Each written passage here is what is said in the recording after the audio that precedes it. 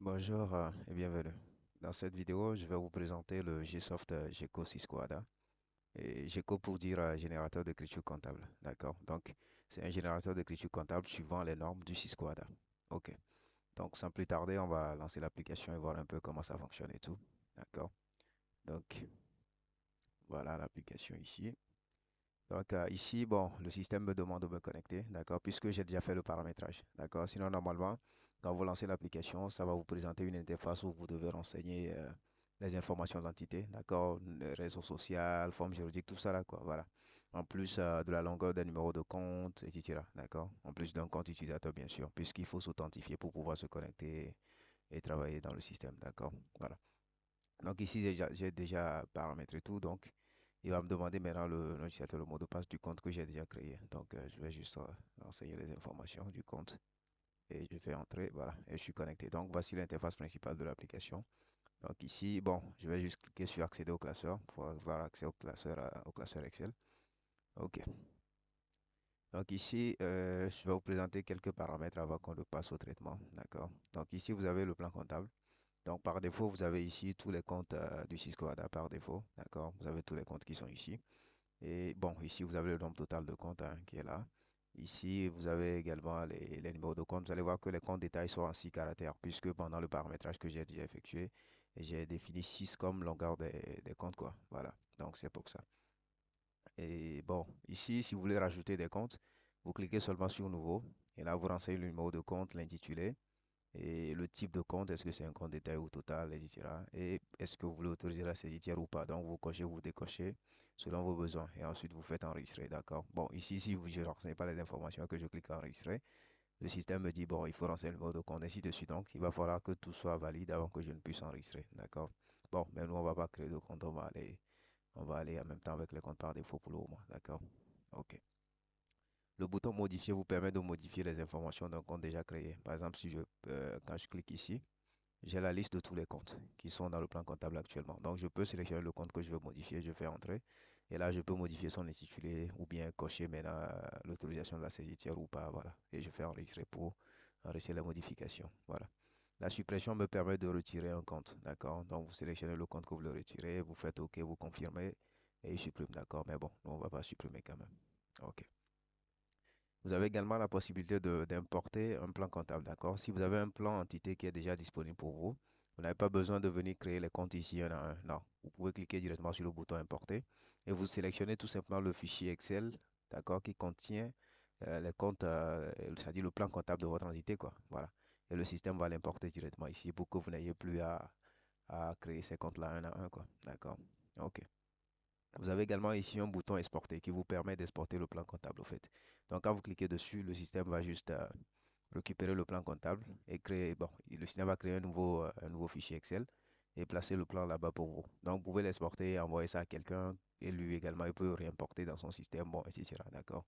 Voilà. Bon, ici, moi, j'en ai pas besoin, donc je ne vais pas sauvegarder ça. OK. Donc ça, c'est le plan comptable, d'accord?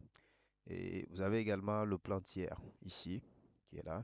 Donc ça, c'est le plan tiers. Donc par défaut, j'ai déjà mis quelques comptes tiers quand même pour qu'on puisse aller assez vite. D'accord? Donc les fonctionnalités sont pareilles qu'au niveau du plan comptable, hein. Voilà, si pour ajouter un tiers, je clique sur le bouton nouveau, j'ai l'interface qui est ici. Je renseigne le numéro du tiers, de compte du tiers, l'intitulé et le compte général auquel ça doit être lié. Bon, par défaut, j'ai déjà autorisé la saisie d'IA pour le compte 4011, c'est-à-dire fournisseur, et le 4111 client. Donc, c'est pour ça, c'est les deux là seulement qui sont affichés ici. D'accord? Mais si par après, je vais au niveau du plan comptable et que je l'autorise pour d'autres comptes, il n'y a pas de souci. D'accord? Ces comptes seront également affichés. D'accord? En supposant que je l'autorise, par exemple, je sais pas, pour le compte 48, disons 4812. D'accord? 4812. Il ne le sélectionne pas ici. Attendez, je vois. Ou bien on va prendre un compte par hasard ici, hein. Bon, le 4812, on va descendre un peu. 4818. Ok. 4812 par exemple. D'accord, c'est juste un exemple, hein. Je fais OK. Il suffit que je coche ça ici. Je fais autoriser la saisie tiers. Si je fais OK. Maintenant, cette fois-ci, si je vais au niveau du plan tiers, vous allez voir que si je fais nouveau, c'est pas ici, c'est plutôt là. Quand je fais nouveau, vous allez voir que maintenant, le 4812 aussi est mis dedans. Donc, tout fonctionne de façon dynamique, d'accord? C'est tout, c'est-à-dire les comptes sont récupérés en fonction de votre plan, du plan comptable qui est défini, quoi. Donc, si vous rajoutez des comptes, le système va les prendre en compte. D'accord? Voilà. Donc, tout ce que vous définissez dans le plan comptable, et dans le plan tiers, tout ça est pris en compte. C'est un système assez dynamique. C'est pas que ça fonctionne seulement avec les comptes par défaut du Sysquada, non. Vous paramétrez vos comptes, vous rajoutez les comptes s'il le faut. D'accord? Et le système est assez intelligent pour vous récupérer les comptes comme il faut, sans aucun problème. D'accord? OK. Bon, je vais aller décocher la saisie tiers là pour, euh, pour le 48 et le 4812. Donc 4812, voilà. OK, je fais OK et je décoche. OK. Donc, on était au niveau du plan tiers. Donc, c'était ça. Donc, pour ajouter, on a déjà parlé de ça. Pour faire la modification, c'est la même chose. Donc, quand vous cliquez, vous avez la liste de tous les, de tous les tiers. Vous sélectionnez seulement et vous faites OK, vous modifiez l'intitulé ou bien bon, etc. et vous enregistrez. La suppression, c'est pareil. Vous sélectionnez et vous supprimez si vous voulez supprimer sans aucun problème. Et l'importation, c'est pareil qu'au niveau du plan comptable. C'est la même chose. Vous cliquez sur Importer et vous sélectionnez le fichier Excel qui contient votre plan tiers et vous l'importez directement. Ça vous évite de créer les comptes un à un. D'accord? L'exportation, c'est pareil. Vous pouvez exporter ça et envoyer ça à quelqu'un si vous voulez. D'accord? OK. Donc, vous avez également les paramètres de l'entité ici. Bon, comme j'ai déjà fait le paramétrage, c'est pour ça on n'a pas vu l'interface de définition de départ. Mais bon, ici, c'est pour vous permettre de modifier ces informations en cas de besoin. D'accord? Donc, si je clique sur le bouton modifier, vous avez ici l'interface qui est là avec les valeurs actuelles qui sont là. Donc, si vous voulez modifier quelque chose, vous rajoutez ça seulement, vous enregistrez. D'accord? Supposons par exemple, je veux mettre le truc là, l'adresse mail. Je peux mettre Soft Enterprise at gmail.com. OK, comme ça. Donc, je fais enregistrer. Donc, ça, c'est pour vous permettre de faire des modifications. D'accord? Voilà. Et après ça, je pense que c'est fini avec les paramètres. Maintenant, on peut aller à la comptabilisation. D'accord? Mais avant ça, je vais quand même vous présenter quelques factures puisque j'ai préparé quelques factures qu'on va essayer d'enregistrer. D'accord? Bon, je rappelle que ce n'est pas seulement des factures que le système peut enregistrer. Le système peut enregistrer toutes sortes d'écritures. D'accord? On va les voir tout à l'heure. D'accord? Donc, voici les factures que j'ai préparées pour la présentation. Bon, je vais vous les montrer. J'ai ici une facture doigt et ensuite une facture à avoir. D'accord? Donc, le fournisseur, c'est Gsoft et le client, c'est Yebinsar. Donc, on va essayer de constater ces factures-là, d'enregistrer ces factures dans les deux comptabilités, c'est-à-dire chez le fournisseur et chez le client. Pareil pour la facture à avoir. D'accord? Voilà. OK. Donc, euh, OK. Donc, on va enregistrer d'abord la facture doigt. Donc, ici, je pense qu'on n'a pas encore les tiers là créés. Donc, on va les créer. On va créer un fournisseur chez Soft et on va créer un client Yebinsar. Donc, je fais ici nouveau. Je vais créer d'abord le fournisseur. Bon, moi, j'ai pris l'habitude de préfixer les comptes des initiaux plutôt du compte général. D'accord? Mais ce n'est pas une obligation. OK? Donc, vous faites ça comme vous voulez. Il n'y a pas de souci. Mais bon, moi, c'est juste une habitude. Donc, je mets 401 Gsoft. Comme c'est un fournisseur, je veux créer. Je mets 401 Gsoft. Pour mettre ici Gsoft SASE. Le compte général, je tape 4011. Comme c'est un fournisseur, et je fais OK. On va rajouter en même temps Yebinsar. Là, c'est un client. Je mets 411 Yeb. Bon, je mets seulement Yeb. Et ici, au niveau de l'intitulé, excusez-moi, je mets Yebin Sarl. Et là, je mets le 4111. Je fais OK. Donc, j'ai mes deux tiers qui sont rajoutés. Maintenant, on peut aller passer les écritures. OK. Donc, pour passer une écriture, d'accord, vous cliquez sur ce bouton ici, comptabiliser. Vous cliquez sur comptabiliser. Vous avez ici l'assistant. Donc, voici l'interface de l'assistant qui va vous aider à enregistrer les écritures. D'accord, c'est très simple à utiliser, très facile. D'accord. Donc, pour vous aider, nous avons essayé de catégoriser un peu les écritures pour vous permettre de vous retrouver assez vite. D'accord. Parce qu'il y a tellement d'écritures que, bon, si on ne fait pas ça comme ça, ce sera difficile pour vous de vous retrouver, quoi. D'accord. Donc, vous avez les filtres ici. Donc, si je veux des écritures de facturation, je sélectionne facturation. Voilà. Il y a également trésorerie, immobilisation, personnel, impôts et taxes, provision, emballage récupérable, voilà, fonds propres et autres. D'accord? Donc, et ici, comme c'est une facture qu'on vient enregistrer, on va aller dans le groupe facturation. D'accord? Quand je vais dans facturation, voici les écritures de facturation qui existent dans le système. D'accord? Donc, il y a facture d'achat, facture de vente, facture de transport, bon, tout un tas de choses. D'accord? Bon, ce qui nous intéresse ici, c'est la facture d'achat et de vente. Ça dépend de quel côté on est actuellement. D'accord? Donc, on va d'abord enregistrer la facture. Voici la facture qu'on va enregistrer, cette facture. On va l'enregistrer d'abord chez Gsoft. Donc, Gsoft ici est le fournisseur. Et comme c'est le fournisseur, c'est une vente pour le fournisseur.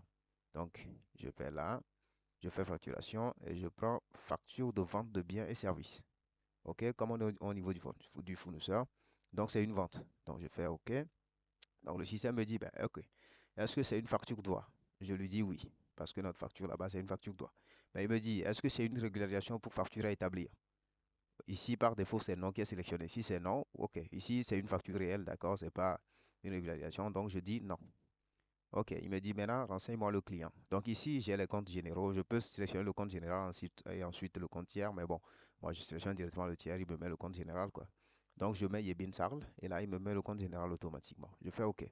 Maintenant, il me dit, bon, sélectionne-moi le compte de l'élément qui a été vendu. OK. Ici, dans la facture, vous allez voir que c'est des marchandises. OK. Vente de marchandises. Donc, on suppose que la vente a été effectuée dans la région, hein, d'accord? Donc, ce sera le 110-11. Donc, le système vous charge les comptes de produits, de vente, tout ça là ici, directement. Donc, vous pouvez taper également. Je tape 110-11, il commence et il complète tout en même temps, d'accord? Vous allez voir que le système charge également les intitulés. Ça vous permet de vous retrouver facilement par rapport au compte. Donc, vous voyez le numéro de compte et l'intitulé et comme ça, vous comprenez exactement c'est quoi vous voulez mettre sur ce compte-là, quoi, d'accord? Voilà. Donc, je mets le 110-11, je fais OK. Il me dit, OK, renseignez le net commercial. Donc, et je regarde un peu ma facture. OK, voici la facture. Le net commercial, c'est 1 900 000. Donc, je mets ici 1 900 000. Je fais OK. Il me dit, bon, est-ce que tu veux rajouter un autre élément vendu? Donc, le système est conçu de telle sorte que si sur une même facture, vous avez vendu plusieurs types d'éléments, c'est-à-dire j'ai vendu des marchandises, j'ai vendu également des produits finis, j'ai vendu des produits résiduels, ou bien il y a eu également des produits accessoires, tout ça là sur la même facture, je peux tout comptabiliser en même temps. D'accord? Il suffit de lui dire, OK, je veux rajouter un autre élément vendu, ainsi de suite, ainsi de suite. D'accord? Mais dans le cas qu'on a ici, on a juste vendu des marchandises. D'accord? Donc je lui dis non, je ne veux plus rajouter un autre élément vendu. C'est bon. Il me dit maintenant, renseignez les frais de transport s'il y en a. Ici, dans la facture, je pense qu'on en a. Et voilà, il y a port TTC de 118 000, ce qui veut dire que le transport hors taxe est de 100 000. S'il n'y en a pas, vous faites seulement entrer. Dès que vous laissez le champ vide, le système sait que OK, ça veut dire que ça n'existe pas. Il continue. Il sera d'accord. Ici, vu qu'on en a, on met 100 000, le hors taxe. Je fais OK. Il me dit, bon, est-ce qu'il y a eu des emballages consignés? Si c'est le cas, on sait le montant de la consignation. Et quand je regarde ma facture, on n'a pas eu de consignation, donc je fais seulement entrer pour sauter cette étape-là. Il me dit de renseigner l'escompte, s'il y en a. Donc ici, je regarde bien, j'ai un escompte de 19 000. Donc je mets 19 000. OK, je fais entrer. Il me dit renseigner l'avance reçue. Donc si on a reçu de l'avance, on met le montant de l'avance. Ici, on a de l'avance pour 337 580. Donc je mets 337 580. Je fais encore entrer. Il me dit renseigne la TVA sur stock. Donc ici, je regarde bien, on a la TVA sur stock de combien déjà? 338 580. Donc je mets 338 580. Maintenant, il me dit, bon, OK. Et vu qu'il a su que j'ai renseigné les frais de transport, il me demande, bon, renseigne-moi la TVA sur prestation de service. D'accord, y compris la TVA sur transport. Donc ça fait 18 000. Donc je mets 18 000, je fais OK. Il me dit, OK, voilà ton écriture. Donc, au vu de ce qu'on a renseigné dans le dialogue, voilà l'écriture qui est passée. Donc, et c'est parfaitement ce qu'il faut. Donc, voici l'écriture exacte qu'il faut passer par rapport à la facture qu'on a actuellement. Donc, il me met dans le 4111, c'est-à-dire le compte du client, les 2 millions, c'est ça exactement le net à payer qui est en bas ici, voilà, les 2 millions. Il met le 4191 pour l'avance qu'on a reçue, qui est de 337 580. Le 673 pour l'escompte, qui est de 19 000. Le 110-11 pour le net commercial des marchandises vendues, qui est de 1 900 000. Le 110-11 pour le transport, d'accord, qui est de 100 000. Le 44-31 pour la TVA sur les marchandises, voilà. Et le 44-32 pour la TVA sur les frais de transport. Voilà. Donc, c'est l'écriture qu'il faut passer. Donc, il vous passe l'écriture et vous l'avez ici. Maintenant, le système va encore plus loin et vous donne des informations concernant l'écriture. S'il y a quelque chose à faire de plus, il vous le dit. D'accord? Ici, par exemple, on vous dit, bon, OK, si vous avez opté pour l'inventaire permanent des stocks, vous devez également constater la sortie des stocks vendus. Donc le système vous dit ça en même temps. D'accord? Puisqu'on a vendu des marchandises, donc il vous dit, ah, ok, là, si c'est l'inventaire permanent que vous pratiquez, alors constatez la sortie des stocks vendus. En plus, en bas ici, vous avez les totaux, d'accord, pour voir si l'écriture est équilibrée en même temps, quoi. Ok. En plus, ici, vous avez un bouton exporter qui vous permet d'exporter l'écriture. C'est-à-dire que peut-être que vous passez ça pour quelqu'un, bon, peut-être que c'est quelqu'un qui ne s'en sort pas en comptabilité, vous lui demandez d'envoyer sa facture, vous comptabilisez et vous lui envoyez l'écriture, quoi. Comme ça, il peut saisir ça dans son système tout facilement, sans aucun problème. D'accord? Donc, si vous cliquez sur le bouton exporter, le système va juste créer un petit classeur Excel pour vous et il vous met dans une feuille, d'accord, dans la première feuille, dans mes comptabilisations, la comptabilisation de la facture, tout simplement, c'est-à-dire l'écriture. Donc ça, là, par exemple, vous pouvez l'imprimer et envoyer à la personne ou bien vous lui envoyez directement le classeur, quoi. Vous l'enregistrez, vous lui envoyez. D'accord? Donc voici l'écriture. Voilà. Donc ici, bon, moi, j'en ai pas besoin. Je ne vais pas sauvegarder. OK. Donc, et vous allez voir que la note que le système a envoyée, c'est d'enregistrer la sortie, la sortie des stocks vendus si on est en inventaire permanent. Donc, si c'est le cas, bon, on va supposer que c'est le cas, on va enregistrer la sortie de stock là. Vous allez voir comment ça se fait. Donc, c'est toujours au niveau des facturations. Vous descendez un peu vers le bas, vous allez voir ici, sortie de stock. Donc, vous prenez sortie de stock. Vous faites OK. Il vous dit OK, d'accord, ben, c'est quel stock vous voulez sortir. Donc, ici, je suppose que c'est des marchandises à 1, par exemple. D'accord? Donc, il va vous charger tous les comptes de stock, tout simplement. Donc, je prends le compte là. Donc, vous allez voir que quand je fais OK, il ne demande pas le compte tiers. Mais si le compte, si j'avais coché par exemple, autoriser la saisie tiers pour le compte, automatiquement, il va me demander le compte tiers. Mais ici, comme je n'ai pas coché l'autorisation de la saisie tiers, donc il me laisse partir sans aucun problème. D'accord? Donc, je fais OK, on y va. Il me dit maintenant, bon, est-ce que tu veux constater la sortie en HAO ou en AO? Donc, si je dis non, c'est pas du HAO, automatiquement il va constater en AO. Donc je lui dis ici non, c'est pas du HAO. Il me dit maintenant, mets-moi le coût des stocks que vous voulez sortir. Bon, je suppose que c'est 500 000, c'est juste un exemple, hein. Je mets 500 000, je fais OK. Il me dit OK, voilà l'écriture de sortie de stock. Voilà. OK. Donc ça, c'est l'enregistrement de cette facture chez le fournisseur. D'accord? Maintenant, on va constater la même facture chez, chez le client. OK? Chez Yebinsal. Pour que vous voyez un peu comment le système va passer l'écriture. OK. Donc, je fais encore comptabiliser. Je vais encore dans facturation. Et comme c'est du côté du client maintenant, ce n'est plus une facture de vente, mais c'est plutôt maintenant une facture d'achat. OK? Donc, vous prenez facture d'achat de biens. Je fais OK. Je sélectionne plutôt et je fais OK. Il me dit OK. Est-ce que c'est une facture toi? Je dis oui. Est-ce que c'est une régularisation pour facture non parvenue? Non, pas du tout. Il me dit OK, renseigne le compte du fournisseur. Ici, c'est GSoft. Je sélectionne GSoft, je fais OK. Il me dit OK, renseigne le compte de l'élément qui a été acheté.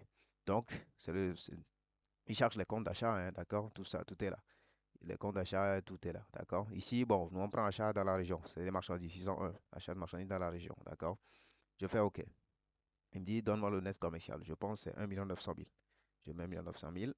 Il me demande le montant des frais sur achat. C'est ça les transports qui sont là-bas. Donc, je mets en même temps 100 000 hors taxe, ouais. Il dit, bon, est-ce que tu veux rajouter un autre élément acheté? Donc, comme je l'avais dit avant, si on a vendu plusieurs éléments on a acheté plutôt plusieurs éléments dans la facture, c'est-à-dire on a acheté des marchandises, on a acheté aussi des matières premières, voilà, etc. Je peux rajouter des comptes aussi, ainsi de suite, d'accord? Voilà. Ici, c'est seulement des marchandises, donc je lui dis non, on ne va pas rajouter quelque chose. Il me demande maintenant la TVA. Donc ici, la TVA, il va falloir maintenant lui combiner la TVA sur le transport et la TVA sur les marchandises. Parce que comme c'est des frais sur l'achat des marchandises, il ne va plus passer sur le 611. Le 611 n'existe plus. Donc, des comptes de frais ont été créés pour tous les comptes d'achat, quoi. Voilà. Donc, ils vont passer sur le 75. Donc, le 75, vu que le 44, ça ne va pas passer sur le compte de transport, le 61, donc le 44-53 ne va pas apparaître. Donc, forcément, c'est le 44-52 qui va prendre les deux TVA. D'accord? Donc, je fais la somme de 338 580 et les 18 000 qui sont ici. Donc, ça doit faire 356 580 pour la TVA. Donc, je retourne dans mon appli, je mets 356 580. OK. Je fais OK. Il me dit, est-ce qu'il y a des emballages consignés? Pas du tout. Je fais OK, je m'en vais. Renseigner l'escompte. Je pense que c'est 19 000. Je mets 19 000. L'avance versée. Donc ici, voilà. Il me demande l'avance versée. Bon, je vais rappeler ça là aussi en même temps, ou en parler en même temps. Vous allez voir que le dialogue est assez dynamique de sorte que les informations qui sont demandées sont libellées en fonction de la position de l'entité. D'accord? Quand on enregistre chez le fournisseur, ici, le système avait mis comme information renseigner l'avance reçue. OK? Maintenant, quand on l'enregistre au niveau du client, il vous met renseigner l'avance versée. Donc, c'est assez dynamique et assez clair pour vous aider à vous retrouver, quoi. D'accord? L'avance versée. Donc, je pense l'avance était 337 580. OK. 337 580. Et je fais OK. Il me dit, OK, voilà ton écriture d'achat. Donc, c'est exactement ça. D'accord? Donc, le 75 prend les frais sur achat, qui est 200 000 ici. Le, le 71, le net commercial. Le 44,52 pour la TVA.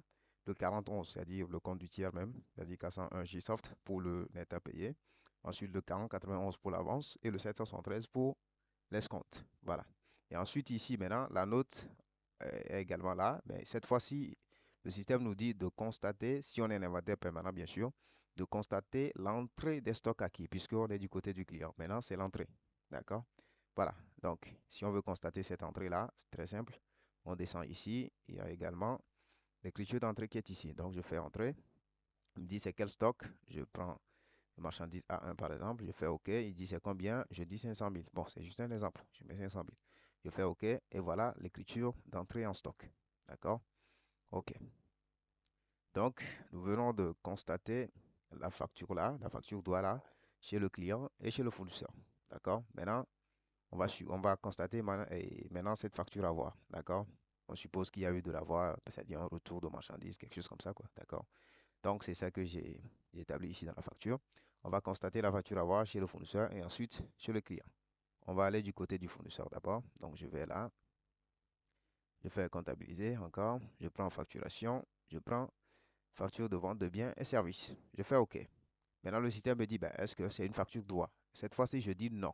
Parce que ce n'est plus une facture droit, c'est une facture à voir. Je dis non. Il me dit, bon, OK. Est-ce que c'est une régularisation pour facture à établir? Je dis non non plus. OK. Il me dit, c'est quel client? Je prends encore Yebin. Je fais OK. Il dit renseigner le compte de l'élément. Donc, pour le compte de l'élément, c'est des marchandises, hein, je pense. Donc, je lui mets le 70, 11 encore. Je fais OK. Le net commercial des éléments retournés, je pense, ça fait 285 000. Donc, je mets 285 000. OK. Est-ce que vous voulez rajouter un autre élément? Comme je l'avais expliqué avant, c'est la même chose. Donc, ici, je dis non, il n'y en a plus. Est-ce qu'il y a eu des frais de transport sur ces retours-là? Je pense oui, 59 000. Donc, le hors-taxe doit faire 50 000. Donc, je mets 50 000. Consignation, est-ce qu'il y a eu des emballages? Non, pas du tout. Je fais OK pour passer ça. Est-ce qu'il y a eu de l'escompte? Oui, 2850. Donc je mets 2850. Je fais OK. Est-ce qu'il y a eu de l'avance sur ça? Non, pas du tout.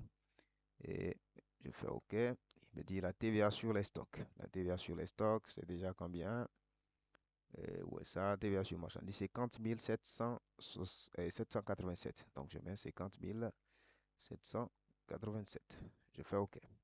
Il me dit, OK, la TVA sur le transport, ça fait 9 000. Je mets 9 000. 9 000, OK. Je fais entrer et voilà l'écriture de la facture à voir chez le fournisseur. Donc, vous allez voir, le 110 a été débité pour 285 000 qui est le dette commercial. Le 110 pour les 50 000, les frais de transport. Le 44,31 pour la TVA sur stock. Le 44,32 pour la TVA sur les frais de transport. D'accord? Et le 41 est crédité, voilà, pour le net à déduire, 391 937, ce qui est exactement ici, voilà. Et le 673 crédité également pour l'escompte. Maintenant, la note est toujours ici, mais cette fois-ci, comme c'est une facture à voir chez le fournisseur, donc c'est toujours une entrée puisque les marchandises ont été retournées. Donc, il faut constater l'entrée si on est en inventaire permanent. D'accord? Donc, voici votre facture comptabilisée. Maintenant, on va comptabiliser la même facture à voir chez le client également. Donc, je vais juste aller dans facture d'achat de biens. Je fais OK. Est-ce que c'est une facture droit? Je dis non. Est-ce que c'est une régularisation? Je dis non. Et au fait, quand vous cochez régularisation, par exemple, vous faites ça remplace les comptes. D'accord? Si, par exemple, pour le 401, le 4011, par exemple, le compte de régul pour facture non parvenue, c'est le 4080, le 408. D'accord? 4081. Donc, c'est un peu ça. Il va changer ces comptes-là dynamiquement, comme il faut. D'accord? Voilà. Donc ici, je prends mon fournisseur chez Soft, je fais OK. Il me dit c'est quel élément, je mets 71. Le net commercial, je pense c'est 285 000 sur la facture à voir. Et les frais hors taxe, je pense c'est 50 000 puisque les transports sur la facture ici, je pense c'est 50 000. OK, 50 000 hors taxe. Et un autre élément, non. La TVA, ça doit faire la TVA, ça fait 9 000 plus les 2 000, non, 9 000 plus les 50 000, bon ça, 59 787. Donc, je mets 59 787. OK. Il me dit consignation, non, il n'y en a pas. Escompte 2850, je pense. Avance, non. Et voilà l'écriture qui est repassée ici maintenant chez le client. Donc ça, c'est l'écriture de la facture à voir chez le client. Donc vous avez le 41, le compte du fournisseur qui est débité pour le net à déduire, le 773, c'est-à-dire l'escompte pour 2850, le 75 là, voilà, crédité pour 50 000, le 71, etc., etc. D'accord? Donc voici la facture à voir chez le client. Voilà. En plus de la note toujours, d'accord? Comme c'est le client qui retourne, donc il faut constater la sortie des stocks retournés. D'accord? Voilà. OK. Donc, concernant les factures, je pense qu'on a constaté, on a vu au moins comment enrichir les factures grâce au système. D'accord? OK. Maintenant, on va bon, passer par quelques autres écritures parce on peut pas vraiment voir toutes les écritures parce que sinon, on va passer des heures ici, on finira même pas. D'accord? Ok, bon, on va juste voir quelques écritures vite fait et partir. D'accord? Et au niveau de la facturation, on a toujours des écritures qui sont là, hein, d'accord? Des avances sur facture, comme voilà, quand vous versez des avances. Ici, par exemple, c'est assez dynamique. Quand c'est des avances sur immobilisation, il sait comment sur quel compte les placer, etc. D'accord? Il y a des factures de consommation d'eau, d'électricité et de location. Bon, ça, c'est les trois écritures-là, c'est-à-dire location de bâtiment, facture de consommation d'eau et facture de consommation d'électricité. Ces écritures ont été mis en exergue pour vous aider à aller vite. Parce que c'est des écritures que vous pouvez passer grâce à, par exemple, au niveau de l'achat d'eau et de l'électricité, vous pouvez toujours les passer grâce à la facture d'achat qui est ici. D'accord? Voilà. Mais bon, c'est pour vous aider à aller vite qu'on a mis en évidence ces trois-là pour vous permettre de les enregistrer assez rapidement. Pour la location de bâtiment, vous pouvez passer ça ici au niveau de la facture d'achat des services extérieurs, puisque la location de bâtiment, c'est le 62-22, je pense, voilà. Donc, c'est les services extérieurs. On peut aller toujours là-bas. D'accord? Mais c'est pour que vous puissiez aller assez vite. Bon, on va prendre par exemple la consommation d'eau, juste un exemple pour que vous voyez un peu. Je fais OK. Facture doigt, je dis oui. Régularisation, je dis non. Il me dit c'est quel fournisseur. Comme c'est l'eau, je prends la TDE. D'accord? Au Togo, c'est la TDE qui gère l'eau. D'accord? Je fais OK. C'est combien? Bon, je suppose 50 000. Hein. Je mets 50 000 et je mets 9 000 pour la TVA. Donc, voici l'enregistrement de la facture. D'accord? Pour l'eau. D'accord? Pour l'électricité, c'est pareil. Hein. Donc, bon, on ne va pas traîner là-dessus. On va aller à autre chose. Et vous avez également la décomptabilité. Bon, ça, c'est toujours comme des variations de stock, hein, d'accord? C'est-à-dire, quand vous êtes en inventaire intermittent, comment gérer ces éléments-là, c'est tout, d'accord? Les retenues de garantie, etc., d'accord? Même, on est allé jusqu'au droit de douane, comment les constater, d'accord? Opération entre les établissements plutôt d'une même entité, tout ça, c'est géré, d'accord? On va aller un peu à la trésorerie, voir un peu ce qui est proposé.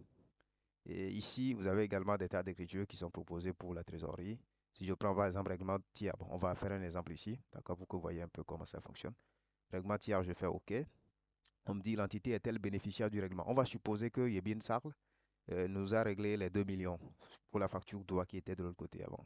Puisque bon, je dois fermer ce dialogue pour pouvoir vous montrer ça. Je vais annuler d'abord, je ferme le dialogue pour vous montrer la facture ici. D'accord? Vous voyez les 2 millions que Yebin nous doit ici. On suppose que Yebin nous a réglé ça. OK? On va essayer de constater ça ici. Je fais trésorerie. Je prends règlement tiers. Je fais OK. On me dit, est-ce que on est bénéficiaire? Oui, puisqu'on est GSoft, on est fournisseur. OK. On me dit, renseigne le compte de créance. Donc, il y a les comptes de créance qui sont proposés, hein, d'accord. Mais ici, moi, je sélectionne directement le tiers, vu que je connais le tiers. Je prends Yebin. Et je fais OK. On me dit, bon, est-ce que le règlement a été effectué par banque? Si c'est oui, ok, je lui dis oui, c'est pas bon. On suppose que c'est un chèque qu'il nous a donné, quoi. Je fais oui. Donc il me dit, bon, ok, c'est quel moyen? Vu que tu dis que c'est par banque, ok. Est-ce que c'est un chèque, c'est un virement ou bien c'est une carte bancaire ou bien une carte de crédit, voilà, bancaire, quoi. Ici, je dis, bon, c'est un chèque, pas de souci. Je fais ok. On me dit, c'est combien a été réglé? Je suppose qu'il a réglé tous les 2 millions par chèque. Je mets 2 millions, je fais ok. On me dit, ok, est-ce que l'opération est en monnaie locale? Ici, le système est assez dynamique de sorte que même si l'opération est en monnaie étrangère, il va vous calculer automatiquement les trucs là. Et les gains et les pertes de change sur règlement. Tout ça là, il va gérer tout ça automatiquement pour vous. D'accord? Mais bon, pour biffer cette étape, je vais lui dire tout simplement que ok, l'opération est en monnaie locale. Donc il n'y a pas de souci pour qu'on puisse aller assez vite. Je dis oui, on est en monnaie locale. Il me dit ok, d'accord, voilà le règlement. Donc comme c'est un chèque, il le place directement sur le 513 parce que bah, on ne va pas mettre ça directement sur le compte banque. Non. D'accord? Il faut remettre le chèque en encaissement, etc. D'accord? Donc voici le règlement du client. Maintenant, supposons on fait maintenant par la suite la remise en encaissement du chèque. Donc ici, quand vous descendez, vous avez ici une écriture remise de chèque en encaissement. Je sélectionne ça, je fais suivant. On me dit c'est combien? Ok, je suppose que comme c'est les 2 millions, je mets 2 millions. On me dit ok, donc voici l'écriture de remise de chèque en encaissement. Donc c'est exactement ça. Le 514 est débité par le crédit du 513. Voilà. Ensuite, une fois qu'on a remis à l'encaissement, après, il faut recevoir l'avis de crédit. Donc, quand vous descendez toujours, vous avez ici avis de crédit sur chèque remis à l'encaissement. Donc, je prends ça. Je fais OK. On me dit c'est combien? Ben, je mets encore 2 millions. Je fais OK. On me dit maintenant, vu que on a l'avis de crédit, donc il faut sélectionner le compte de trésorerie qui va recevoir les fonds. Donc, je prends mon compte de. Donc, le système va vous charger les comptes de trésorerie seulement, puisque c'est assez dynamique et assez sophistiqué de sorte que les comptes qu'il faut, c'est ça que le système vous charge. D'accord? Voilà. Donc ici, je vous prends. Ces comptes viennent directement de votre plan comptable. D'accord? De votre plan comptable que vous avez défini dans le système ici. Donc vous pouvez paramétrer ça. Vous pouvez rajouter des comptes. Vous pouvez retirer des comptes. Comme vous voulez, sans aucun souci. D'accord? Voilà. Donc je prends mon compte de banque en monnaie locale. Je fais OK. Il me dit OK. Voilà l'avis de crédit. Voilà.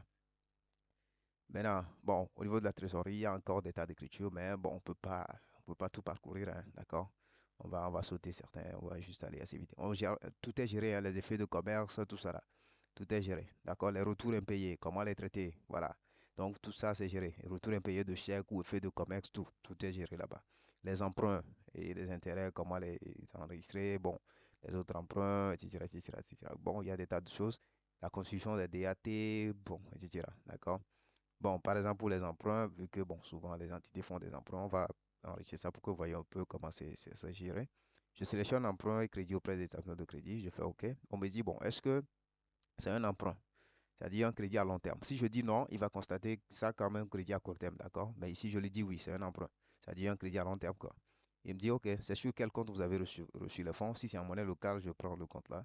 Je fais OK. Il me dit, bon, c'est combien le montant du crédit? Je dis 10 millions, par exemple. On me dit, OK, est-ce que vous avez engagé des frais? Si oui, vous mettez le montant. S'il n'y en a pas, vous faites OK seulement pour biffer ça. D'accord? Mais je suppose qu'on a engagé des frais pour 500 000. Je fais OK. Il me dit, OK, super. Voilà ton écriture. Voilà. Donc, bon, on va quitter la trésorerie et aller à autre chose. D'accord? Et si je prends les immobilisations, vous allez voir qu'ici, il y a des tas d'écritures qui sont proposées également au niveau des immobilisations. Les dotations d'amortissement, les reprises, les entrées d'immobilisation, les sorties, les cessions, tout. D'accord? La gestion c'est-à-dire des immobilisations produites en interne. Comment activer les coûts là chaque année? Comment, voilà, les encours, tout ça là. D'accord? Tout est géré ici pour vous. Vous n'avez pas à même vous déranger pour quoi que ce soit. D'accord? Bon, on va passer au moins une dotation d'amortissement et on va passer à autre chose. Prenons les amortissements par exemple. Je fais suivant. On me dit, OK, s'agit-il d'un amortissement économique? Voilà, si je dis non, il le prend pour un amortissement fiscal, c'est-à-dire dérogatoire, d'accord? Dans le cas d'espèce, bon, je suppose oui, c'est économique, je dis oui. On me dit, OK, c'est quel compte d'amortissement? Donc ici, vous charge tous les comptes d'amortissement, d'accord? Donc si c'est pour un matériel de transport, je mets 28,45 tout simplement, d'accord? Et je me fais OK, il me dit, bon, est-ce que vous voulez constater ça en AO? Si c'est oui, vous faites OK. Si c'est HAO, vous cliquez sur non. Comme ça, il passe en HAO. Ici, je dis c'est en AO, je fais oui. Et là, on me demande le montant de la dotation. Je suppose que c'est 1 million, hein, c'est par exemple. C'est juste un exemple, hein. Donc, voici la constatation de l'amortissement en AO, d'accord, sur le matériel de transport. Voilà. Donc, son 813 par le 28,45. OK? Et ici, le système vous envoie des notes ici, par exemple. Ici, on vous dit si l'entité, si je vais remonter un peu ça, voilà. Si l'immobilisation est financée par une subvention d'investissement ou une plus-value de cession, vous devez également reprendre la portion de l'amortissement correspondant à la quote-part du coût de l'immobilisation financée par la subvention ou la plus-value. Voilà. Donc le système vous dit ce qu'il faut faire. Si, tant, faites ceci, faites ceci. Voilà. Et ce qu'on vous dit de faire, les écritures sont déjà passées pour ça. Donc vous n'avez même pas à aller réfléchir avant de savoir quoi faire. Non, ces écritures sont déjà là pour vous. D'accord? En plus, on vous dit, s'il y a une réévaluation, voilà, si l'immobilisation plutôt a été réévaluée, donc faites ceci, faites ceci, faites ceci. D'accord? Donc, si on suppose par exemple que le matériel de transport avait été financé peut-être en partie par une subvention ou bien totalement par une subvention, supposons que c'est totalement par une subvention, ça veut dire que les 1 million là, il faut passer une reprise de subvention d'investissement pour les 1 million là. Donc, dans ce cas, il faut juste descendre ici. Je pense que c'est au niveau de autres. Vous avez ici la reprise de subvention d'investissement. Quand vous prenez ça, vous faites OK. On vous dit c'est combien vous voulez reprendre. Je lui dis 1 million. Je fais OK. Il me dit OK. Est-ce que c'est une subvention accordée par l'État? Bon, par défaut, il prend l'État, mais vous pouvez sélectionner le compte de subvention sans problème. Je fais OK. Il me dit OK, voici la reprise de subvention. Comment la passer? Voilà. Donc bon, et on était au niveau des IMO. Bon, je pense qu'on va passer à autre chose, hein. Et bon, ici, par exemple, au niveau des entrées d'immobilisation, ça gère tout. C'est-à-dire que derrière des tests assez simples comme ça, c'est tout un système sophistiqué qui est derrière. C'est-à-dire que quand je prends entrée d'immobilisation, par exemple, que ce soit des IMO achetés chez un fournisseur, des IMO achetés c'est-à-dire acquises plutôt par versement de rente viagère, ou bien des IMO produites en interne, tout ça là, c'est-à-dire le système gère tout, d'accord? Voilà, donc bon, on va pas rentrer dans tout ce détail-là, on va passer à autre chose pour aller assez vite, parce que bon, on n'a plus assez de temps, je pense qu'on a déjà fait quasiment 30 minutes, il faut passer à autre chose. Bon, nous avons également la gestion du personnel, d'accord? Et les écritures qui vont avec, ok? Ici, vous avez l'enregistrement des bulletins de paie, tout, d'accord? Tout est là. Bon, on va enregistrer au moins un bulletin puisque généralement, les bulletins seront, bon, il y aura des bulletins enregistrés, quoi, très fréquemment, d'accord? Donc, je prends un bulletin de paie, je fais OK. Le système me demande, bon, OK, s'agit-il d'un personnel national ou bien non national ou bien c'est de l'exploitant lui-même? Voilà. Je dis, bon, personnel national, il n'y a pas de problème. Je fais OK. On me dit renseigner le montant du salaire de base en plus des rémunérations des heures supplémentaires. D'accord? RHS. D'accord? Je suppose que ça fait 500 000. C'est juste un exemple. Je vais juste mettre des montants puisque je n'ai pas de bulletin préparé pour vous montrer avec les montants, etc., quoi. Donc, on va juste renseigner quelques montants et aller assez vite. D'accord? Je mets 500 000. Je fais OK. Il me dit, bon, est-ce que vous voulez rajouter un autre gain? Donc, à part son salaire, est-ce que vous voulez rajouter, par exemple, une indemnité, des primes, des gratifications, tout ça là? S'il y a des choses comme ça à rajouter, ben, vous cliquez sur oui, vous les rajoutez. Bon, ici, je suppose que oui, et je peux peut-être lui mettre ceci, prime et gratification. Je fais OK. Il me dit, c'est combien? Bah, je suppose 30 000. Je fais OK. Est-ce que vous voulez rajouter encore un autre gain? Bon, vous pouvez en rajouter autant que vous voulez. Il n'y a pas de problème. D'accord? Voilà. Donc, cette fois-ci, je dis, c'est bon. On n'a plus d'autres gains à lui donner. Maintenant, on me dit, OK, renseigne le montant de la cotisation pour la CNSS.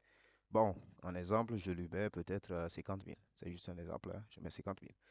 Renseigner le montant de la cotisation pour la l'AMU, assurance maladie universelle. D'accord, ça c'est du nouveau, donc c'est déjà pris en compte. Donc, et je suppose, je ne sais pas, hein, euh, j'ai mis 50 000 pour la CNSS. Là, je mets 60 000. Bon, je sais pas. Je mets quelque chose comme ça, pas de problème. Maintenant, renseigner l'IAPP. Donc, l'IAPP, je lui mets 70 000. C'est juste un exemple, hein. OK. Ensuite, on me dit, est-ce que vous voulez rajouter encore une autre déduction? Si c'est oui, peut-être qu'il y a peut-être des avances qu'on lui avait données qu'on veut retirer. Ou bien il y a de l'opposition, des saisies, tout un tas de choses comme ça. Donc, je peux dire oui ou non, hein. Bon, si je veux, si je dis oui, j'ai ici les comptes qu'il faut. Avance, bon, opposition, saisie, arrêt, tout ça. D'accord? Donc, je prends avance par exemple. Supposons qu'on lui avait fait une avance euh, de 20 000. D'accord? Je mets 20 000 pour l'avance. Je fais OK, je dis non, il n'y en a plus, on va plus mettre autre chose. Et voilà la comptabilisation du bulletin. Donc vous avez ici le 106.11, vu qu'on a dit que c'est du personnel national, donc qui prend directement le salaire de base et les RHS, automatiquement ici. Le 106.12 pour la prime, les gratifications. Voilà, ça c'est pour la CNSS. Le 43.33 là, ça c'est pour la MU, voilà, le 4411 pour l'IEPP, etc. Donc, avec le net à payer maintenant sur le 422. Voilà. Donc, si j'avais coché la saisie tiers pour le 422 avec des tiers créés dans le plan tiers, il allait me demander aussi de sélectionner le tiers concerné, etc. Donc, tout ça, c'est dynamique. C'est à vous de, bon, moi, j'ai pas coché ça pour ça, etc. Donc, c'est pour aller vite. D'accord? Voilà. OK, donc ça c'est l'enregistrement des bulletins. Bon, on va passer à autre chose. On va quitter personnel. Au niveau de impôts et taxes, vous pouvez enregistrer vos impôts, hein, d'accord, l'IS ou l'IMF, voilà, et les autres impôts et taxes, les versements d'avance et à compte d'IS, voilà, comment les imputer, etc. D'accord? Bon, on va aller assez vite. Nous avons également la gestion des provisions, d'accord, comment constater les provisions. Vous avez les provisions sur immobilisation, les stocks, les provisions réglementées, d'accord, voilà, les provisions pour risques et charges, tout, d'accord, les provisions sur le compte de tiers, la trésorerie, etc. Même sur les écarts de conversion, au cas où vous avez des opérations en monnaie étrangère, quoi, et tout ça. Le système va les gérer. C'est-à-dire, c'est les dotations en plus des reprises, hein, comment les constater. Dotation, reprise, etc. D'accord? Bon, ici, par exemple, on peut constater une provision peut-être sur la créance de Yebin, en supposant que peut-être il y a eu, on doit déprécier peut-être de 50 000, c'est un exemple, hein, d'accord? Donc, généralement, avant de faire ça, il faut d'abord déclasser la créance, d'accord? C'est-à-dire, vous reclassez un peu la créance, quoi. Ça, le reclassement se trouve, je pense, ici. Donc, le classement de créances saine en créances douteuses ou litigieuses. Donc, bon, on va faire ça. Ensuite, je vais passer la provision pour que vous voyez. Donc, je fais OK. On me dit c'est quelle créance. Donc, je prends le code de Yebin. On me dit, bon, est-ce que vous voulez reclasser en créance douteuse ou litigieuse? Donc, si c'est en douteuse, je fais oui. Donc, il me dit c'est combien? Bon, je suppose 50 000. C'est juste un exemple. Je fais OK. Et voici le reclassement qui est effectué ici. D'accord? Voilà, en créance douteuse. Maintenant, je peux aller constater ma provision ici. Donc, je dis provision sur compte de tiers. D'accord? Provision sur tiers. Je fais OK. On me dit OK. Et renseigner le compte de provision. Donc, comme c'est sur créance douteuse, je prends ceci. 49,12. Donc, je fais OK. On me dit, bon, est-ce que c'est un AO ou c'est un achat, vous voulez constater? Je lui dis non, constate en AO, il n'y a pas de problème. C'est combien? Toujours les 50 000 à déprécier. Donc, voici l'écriture de dépréciation, d'accord, de provision sur la créance, d'accord. Si plus tard il faut reprendre, il suffit de revenir ici dans reprise de provision sur tiers et il fera le boulot également. Il n'y a pas de souci, d'accord. Bon, on va passer à autre chose, hein. Bon, et les emballages récupérables. Ici, vous avez également la gestion de tout ça. Les consignations d'emballage, les déconsignations, tout. D'accord? Les achats et ventes indirectes au cas où le client conserve les emballages. Les sorties provisoires pour consignation, etc. Les sorties définitives, etc. Donc, le système gère tout ça pour vous. D'accord? Et par exemple, au niveau des déconsignations, si le prix de consignation, c'est-à-dire le prix de consignation n'est plus inférieur au prix de consignation, tout ça là, comment les boniers, les malus sont traités, tout ça est géré. Le système est capable de passer ces écritures pour vous sans problème. D'accord? Voilà. Ensuite, vous avez également les fonds propres. Bon, au niveau des fonds propres, vous avez des écritures telles que bon, le transfert du résultat réparti. Donc, il transfère juste sur le compte du résultat en naissance d'affectation, quoi. Voilà. Il y a ça qui est géré. La répartition du résultat même. Comment faire cette répartition? Le système gère tout pour vous avec les écritures. Si vous avez même des reports à nouveau créditeurs antérieurs à intégrer avant de faire la répartition, tout ça, il gère. Il gère tout ça avec les écritures comme il faut. D'accord? Les montants, tout est là. Les absorptions de pertes, souscriptions aux apports, ça c'est pour les créations, c'est-à-dire la création de nouvelles structures, comment faire tout ça. Donc, ils gèrent ça en fonction de chaque type de structure, en fonction des formes juridiques, quoi. Que ce soit la SA, la SNC, la SAR, tout. Donc, le système gère avec les valeurs comme il faut, les comptes qu'il faut. D'accord, la libération des apports, et même ici, les dotations, les fonds de dotation pour les entités publiques, tout ça, ils gèrent. Donc, voilà. Bon, il y a des tas de choses, hein, des tas de choses, mais bon, on ne peut pas tout parcourir, hein, jusqu'aux emprunts obligataires même, tout est là, d'accord? Les réductions de capital, les augmentations de capital, tout, d'accord? Voilà. Et bon, si je vais par exemple en autre ici, bon, ça c'est tous les autres éléments qui n'ont pas trouvé de catégorie spécifique, hein. Et voilà, il y en a beaucoup. Dans autre, par exemple, j'ai ici les abandons de créances ou de dettes. Donc voilà, les régulations de charges pour charges constatées d'avance, etc. Les subventions, etc. Les reprises, les remboursements de subventions, etc. Bon, parce que ça peut arriver qu'on rembourse des subventions, bien sûr, ça peut arriver. Voilà, les dépôts pour l'année d'avance, voilà, les donations, les revenus sur titre. Au niveau des revenus sur titre, par exemple, c'est-à-dire que quand vous êtes une structure, que vous détenez des parts, voilà, ces dividendes-là que vous devez recevoir, voilà, les revenus sur titre de placement ou bien que ce soit sur les obligations, peu importe. Le système gère tout ça pour vous. D'accord? Les abonnements de charges et produits, etc. Tout est là. D'accord? Voilà, la rémunération des contrats, les contrats de mandat, même les opérations d'affacturage. Ça, je pense que c'était plutôt au niveau de la facturation ou bien, bon, je sais plus, mais il gère aussi les opérations d'affacturage, hein, tout. D'accord? Tout est là. Voilà. Donc, je pense que on peut pas vraiment tout parcourir, voir les écritures partout, mais bon, au moins, les quelques écritures qu'on a déjà vues, je pense que c'est assez bon quand même pour vous montrer un peu toute la puissance du système, quoi. D'accord? Voilà. Donc, sur ce, je vous remercie d'avoir suivi la vidéo et merci et à bientôt.